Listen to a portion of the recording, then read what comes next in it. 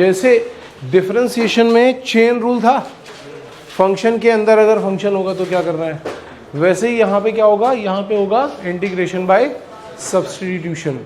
अब सब्स्टिट्यूशन जैसे function of function का केस है, तब तो श्योरली सब्स्टिट्यूशन यूज होगा, कोई दूसरा पॉइंट ही नहीं, सोचना ही नहीं उसकी जगह पर। अगर कहीं पे फंक्शन ऑफ फंक्शन आ रहा है तो हमें क्या करना है, श्योरली क्या यूज करना है, सब्स्टिट्यूशन यूज करना है। लेकिन कभी कभी ऐसा भी होगा कि फंक्शन ऑफ फंक्शन का केस नहीं है, लेकिन फिर भी हम सब्स्टिट्यूशन यूज करके क्वेश्चन सॉल्व कर सकते हैं, कुछ ऐसे क्वेश्चंस भी होंगे। ठीक है, अब सब्स्टिट्यूशन में होता क्या है ये देखना। सब्स्टिट्यूशन का क्वेश्चन ऑलरेडी थोड़ा कॉम्प्लिकेटेड सा बना करके देते हैं वो। कैसा क्वेश्चन बना करके देंगे, let me see, integration of से f of g x into g dash x D x, मतलब एक फंक्शन होगा, उसमें कुछ मल्टीप्लाई हो रहा होगा, एक फंक्शन ऑफ फंक्शन टाइप की चीज़ होगी और उसमें कुछ मल्टीप्लाई हो रहा होगा, और फिर ऐसा कुछ बना करके वो तुम्हें दे देंगे। अब ऐसे केस में हमें करना क्या होता है, हम क्या करते हैं, ये जो जी एक्स दिख रहा है, देखो यहाँ पे क्या होगा, हमेशा डी एक्स के साथ कोई एक चीज़ मल्टीप्लाई होती हुई दिखाई पड़ेगी, डी एक्स के साथ में कोई एक चीज़ मल्टीप्लाई होती हुई दिख रही होगी, या हमें थोड़ी बहुत बनानी पड़ेगी, मैनिपुलेशन करना पड़ सकता है, तो वो तुम्हें दिखाई पड़ रही होगी। तुम्हें ये देखना पड़ेगा कि ये जो है ये किसका डिफरेंशिएशन है, ये किसका डिफरेंशिएशन है। जैसे अभी हमें ये किसका डिफरेंशिएशन दिख रहा है, जी एक्स। तो हम क्या करेंगे, सब्स्टिट्यूट करेंगे, क्या सब्स्टिट्यूट करेंगे, जी एक्स को टी सब्स्टिट्यूट कर देंगे। अब क्योंकि आप एक वेरिएबल को, वेरिएबल क्या था पहले x, उसको एक नए वेरिएबल के फॉर्म में ला रहे हो, मतलब वो क्या है t, तो ऑफ कोर्स आपको ये जो dx है, dx मतलब डिफरेंशियल एलिमेंट, इसको भी dt के टर्म्स में कन्वर्ट करना पड़ेगा।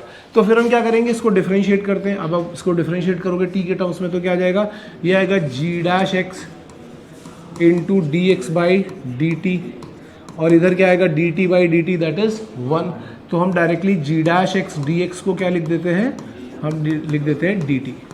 हर बार हमें इतना नहीं करना होता है, जैसे आप gx को t लिखोगे तो आप डायरेक्टली यहाँ पे आ सकते हो कि g dash x dx equal to dt, ये लिख सकते हो।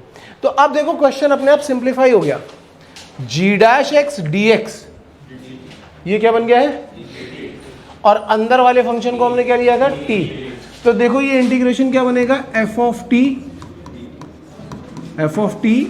dt, क्या बनेगा, f ऑफ t dt। अब ये क्वेश्चन सिंप्लीफाई हो गया और इसके बाद इसको आप यहां से सॉल्व कर सकते हो। बात समझ में आ रही है, मैंने क्या बोला, हमेशा देखना dx के साथ में कुछ मल्टीप्लाई हो रहा होगा, ये देखना होता है कि ये जो मल्टीप्लाई हो रहा है ये किसका डिफरेंशिएशन है, वो चीज यहां पे कहां दिखाई पड़ रही है, जहां पे भी दिखाई पड़ रही होगी उसको आप क्या करोगे, उसी को t सब्स्टिट्यूट कर दोगे। जैसे अभी हम लोगों ने लास्ट लेक्चर में क्वेश्चन किया था साइन क्यूब एक्स वाला, याद है सबको, जिसमें ये बोल रहा था कि सर इसको सब्स्टिट्यूशन से भी कर सकते हैं, मैंने बोला था कि नहीं, करने की जरूरत नहीं है, हम बाद में देखेंगे। अब देखना वही एग्जांपल में तुम्हें फिर से दिखा रहा हूं। यहां पे क्या लिखा था, साइन क्यूब एक्स, क्या लिखा था, साइन क्यूब एक्स dx। अब तुम बोलोगे सर dx के साथ तो पूरा साइन क्यूब एक्स ही मल्टीप्लाई होता हुआ दिखाई पड़ रहा है, तो मैंने क्या बोला कि हम कुछ मैनिपुलेशन भी करते हैं। क्या करते हैं, अब मैंने एक मैनिपुलेशन ये किया, sine square x into sine x D x, ये कर लिया। अब मुझे डी एक्स के साथ क्या मल्टीप्लाई होता हुआ दिखाई पड़ रहा है, साइन एक्स, जो कि किसका डिफरेंशिएशन होता है, कॉस एक्स का, कॉस एक्स का माइनस साइन एक्स होता है, लेकिन कॉस एक्स तो यहाँ दिख नहीं रहा है। अब तुम साइन स्क्वायर एक्स को क्या 1 माइनस कॉस स्क्वायर एक्स नहीं लिख सकते हो, थोड़ा और मैनिपुलेशन किया, साइन स्क्वायर को क्या लिख दिया, 1 माइनस कॉस स्क्वायर एक्स, और साइन एक्स डी एक्स को एज इट इज पड़ा रहने दिया। अब देखो अगर मैं यहां पे cos x को t सब्स्टिट्यूट करूंगा तो minus sine x D x क्या आ जाएगा, dt। या आप ऐसा बोल सकते हो कि sine x D x is what, minus dt। तो ये जो साइन एक्स डी एक्स आपको यहाँ पे दिख रहा था, इसकी जगह पर अगर आप माइनस dt रखोगे तो माइनस dt आ गया, माइनस तो कॉन्स्टेंट है, बाहर चला जाएगा। cos x की जगह पे क्या रखना है, t रखना है, तो यहाँ पे क्या आएगा 1 माइनस। आप खुद सोच करके देखो, पूरा का पूरा इंटीग्रेशन किस फॉर्म में आ गया, t के फॉर्म में आ गया, ये dt है और यहाँ सब t चल रहा है।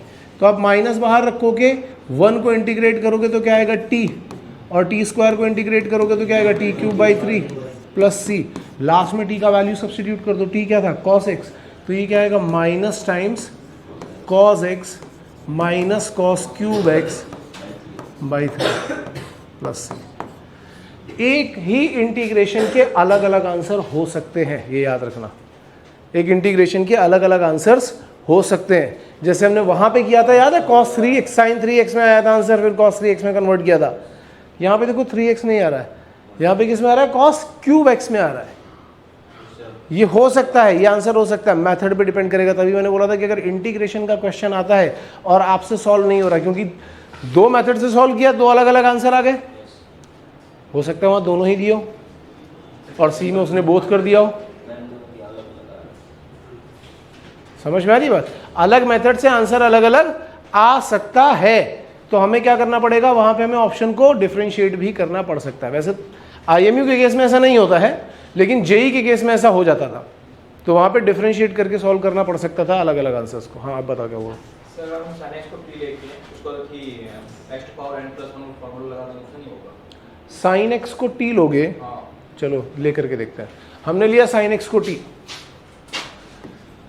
हमने लिया sin x को t, तो डिफरेंशिएट करोगे तो आएगा cos x dx equal to dt। अब इसका क्या करोगे भाई? dx के साथ तो sin x था, तुमने डाल दिया यहां पे cos x, और यहां कहीं दिख नहीं रहा है, क्या करोगे? समझ में आ रही बात? हम पहले ये देखते हैं कि जो dx के साथ मल्टीप्लाई हो रहा है, इसका क्या करें हम?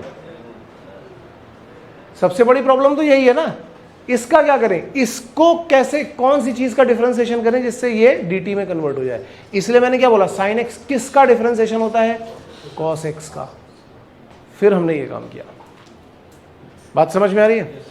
अब जैसे मान लो अपने पास एक और एग्जांपल है, चलो अब क्योंकि अब एक एग्जांपल पे आ गए तो थोड़ा मजा आ ही रहा होगा सभी लोगों को। ठीक है, यहां लिखा हुआ है log x upon x dx। तुम्हें dx के साथ साथ क्या क्या मल्टीप्लाई होता हुआ दिख रहा है? एक तो log x और एक 1/x भी तो दिख रहा है। अब log x किसका डिफरेंशिएशन होता है ये नहीं पता आपको, लेकिन 1/x किसका डिफरेंशिएशन होता है ये पता है, log x का। समझना मेरी बात, log x किसका डिफरेंशिएशन है ये बात अपने को नहीं पता, लेकिन 1/x किसका डिफरेंशिएशन है ये बात हमें पता है ना, किसका है? log x का। यानी हमें यहाँ पे किसको t लेना चाहिए? log x को t लो, ताकि क्या होगा कि 1/x dx क्या बन जाएगा? dt। तो ये dx अपॉन x क्या बन जाएगा यहाँ पे? dt। और log x की जगह पर हमें क्या रखना है? t। तो जब हम इसको सॉल्व करेंगे तो क्या आ जाएगा? t square by 2 plus c, और बाद में t का वैल्यू रख दोगे तो that will be log x square by 2 plus c. खत्म हो गया question.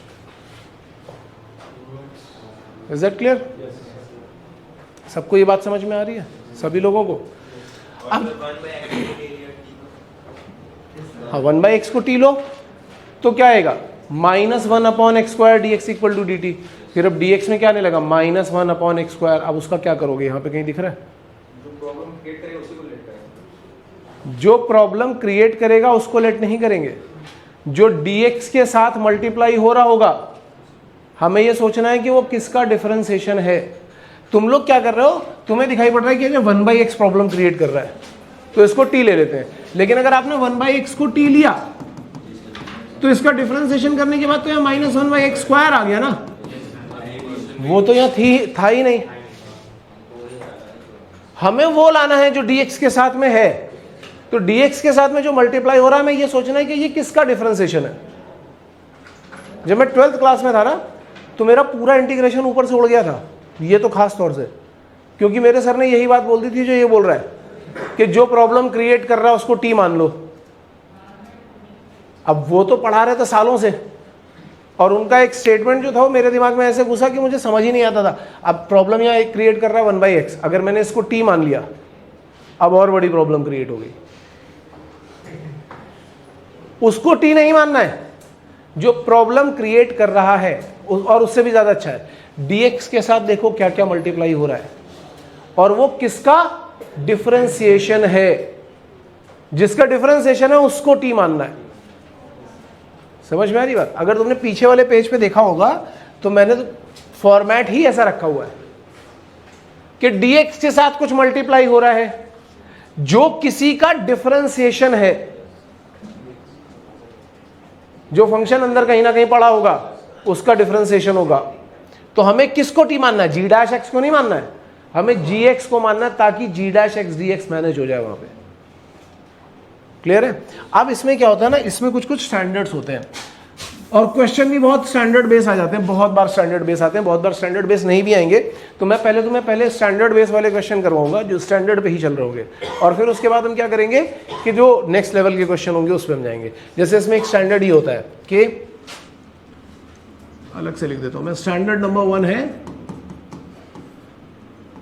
Integration of fx whole power n into f dash x D x. इसकी वैल्यू आती है fx power n plus 1 divided by n plus 1 plus c. ऐसी दूसरा standard है f dash x upon root f x D x. इसकी value आती है 2 root f x plus c. याद रखना इन स्टैंडर्ड पे बहुत सारे क्वेश्चन बनेंगे। और तीसरा है f dash x upon f x D x. इसकी वैल्यू आती है log of mod f x plus c, log of mod f x plus c. कोई डिराइव करके बता सकता है इनमें से कोई भी एक स्टैंडर्ड? क्या करोगे? कोई भी बता दो। सब में ही एफ एक्स को टी मानेंगे, सब में ही एफ एक्स को टी मानेंगे। उसको ऊपर लेकर के जाएंगे, पावर में निकालेंगे नहीं। रूट के अंदर वाली सिर्फ रूट के अंदर वाले को। dx के साथ क्या मल्टीप्लाई हो रहा है? dx के साथ क्या मल्टीप्लाई हो रहा है? dx के साथ क्या मल्टीप्लाई हो रहा है? क्यों किसको टी लोगे? fx को। fx को टी लिया तो इससे क्या आएगा? f dash x D X equal to D T. तो जैसे ही तुम पहले वाले में रखोगे, फर्स्ट वाले को डिराइव करके दिखा रहा हूं, पहले वाले में रखोगे तो ये क्या बन जाएगा? t power n into d t, जो सिंप्लीफाई होकर के क्या आएगा? t power n plus 1 upon n plus 1 plus c. दूसरे वाले में रखोगे तो क्या रहा होगा? dt upon root t. इस रूट टी को ऊपर लेकर के आओगे तो ये क्या आ जाएगा? t power minus half dt। Simplify करोगे तो आ रहा होगा t power n plus 1 upon n plus 1 plus c, जो कि क्या बन जाएगा? 2 रूट टी। तीसरे वाले में जाओगे तो तुम्हें क्या दिख रहा होगा? dt upon T, dt upon T. तो ये क्या बन जाएगा? लॉग ऑफ मॉड टी, और बाद में t का वैल्यू fx रखोगे तो ये आ जाएगा। ये तीनों आपको बिल्कुल अपने नाम की तरह याद होने चाहिए। पहले जो मैं क्वेश्चन दूंगा 8-10 क्वेश्चन, वो सीधे सीधे इस पे ही होंगे। पहले 8-10 क्वेश्चन इसमें होंगे, सिर्फ इस पे। कैसे आ रहा है पहले देख लो आराम से, सबको समझ में आ रहा है या नहीं? हाँ, अभी आ रहे हैं एग्जाम्पल पे। पहले स्टैंडर्ड तो कर लें। स्टैंडर्ड करेंगे और स्टैंडर्ड को यूज करेंगे। आप डायरेक्टली स्टैंडर्ड को यूज कर सकते हो, या फिर आप क्या करोगे? आप डिफरेंशिएशन सब्स्टिट्यूशन मेथड यूज करोगे, जो तुम्हारा मन करे। यस, दूसरे वाले में रूट एफ एक्स मल्टीप्लाई में होगा। हाँ, तो वो हो जाएगा एफ एक्स पावर 3/2 अपॉन 3/2।